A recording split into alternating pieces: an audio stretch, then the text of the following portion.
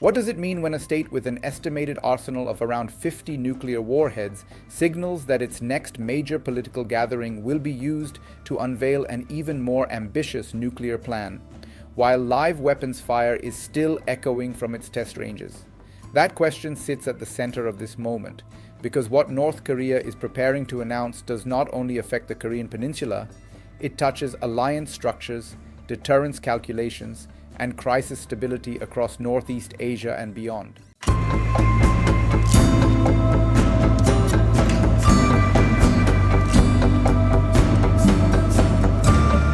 If this situation escalates, the strategic environment around Korea could harden into something far less flexible than it already is. If it stalls or fails, it could expose limits in North Korea's technological or economic capacity. And if it succeeds, it could lock in a new phase of nuclear normalization for Pyongyang, reshaping how neighboring states and global powers plan for war and peace. The stakes are not confined to a single missile test or a single speech, but to whether deterrence remains predictable or becomes more brittle.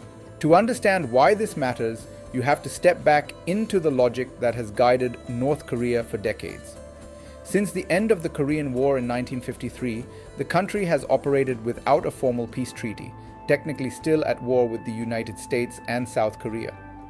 Over time, conventional inferiority, economic isolation, and regime survival concerns pushed Pyongyang toward nuclear weapons as its ultimate security guarantee. The leadership framed this path as a response to external pressure, but it also became a domestic tool to consolidate authority and legitimacy. Kim Jong Un inherited this strategy when he came to power in late 2011. Under his rule, North Korea accelerated missile testing, conducted its sixth and most powerful nuclear test in 2017, and declared itself a nuclear state in its constitution. By 2018, Kim pivoted to diplomacy, engaging in summits with South Korea and the United States. That process collapsed in 2019 when negotiations with Washington failed to produce sanctions relief in exchange for partial denuclearization. Since then, Pyongyang has steadily shifted back toward weapons development, but with more sophisticated goals. The latest live-fire drill fits into this longer arc. State media described an upgraded large-caliber multiple rocket launcher system being tested under Kim's observation. South Korea and Japan assessed the launches as ballistic in nature, highlighting how these systems blur traditional categories. These large rocket launchers generate their own thrust, follow guided trajectories, and in some configurations are believed capable of carrying nuclear warheads. That ambiguity complicates detection, interception, and escalation management, because it is harder to distinguish between conventional and nuclear intent. The timing is crucial. Since December, North Korea has reported tests of hypersonic glide vehicles, long-range strategic cruise missiles, and new anti-air systems.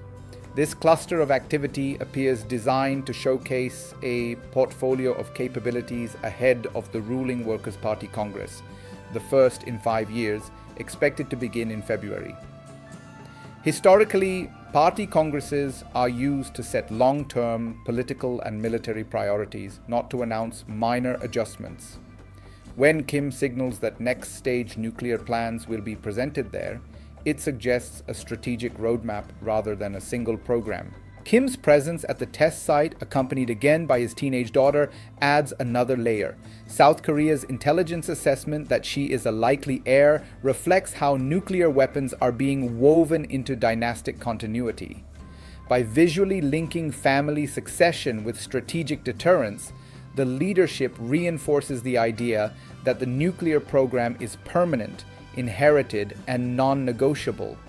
This messaging is aimed both inward to elites and the military and outward to adversaries assessing North Korea's resolve. Technically, the questions now being debated are specific and consequential. Analysts widely assess that North Korea has made progress in solid fuel missile technology, mobility, and accuracy. However, challenges remain. One unresolved issue is whether Pyongyang can reliably deploy multiple warheads on a single missile, a capability known as multiple independently targetable re-entry vehicles. Another is whether it has fully mastered re-entry vehicle technology that can protect warheads from extreme heat and stress during intercontinental flight. These are not symbolic hurdles. They directly affect whether North Korea can credibly threaten distant targets. What if the plans unveiled at the Congress confirm that North Korea is moving toward operational multiple warhead missiles? That would complicate missile defense strategies in the United States, Japan, and South Korea, potentially forcing higher investment in interception systems and early warning networks. It could also encourage regional actors to expand their own strike capabilities, deepening an arms competition that already includes hypersonic weapons and advanced missile defenses. What if, instead, the plans reveal more limited ambitions, focused on regional deterrence rather than intercontinental reach?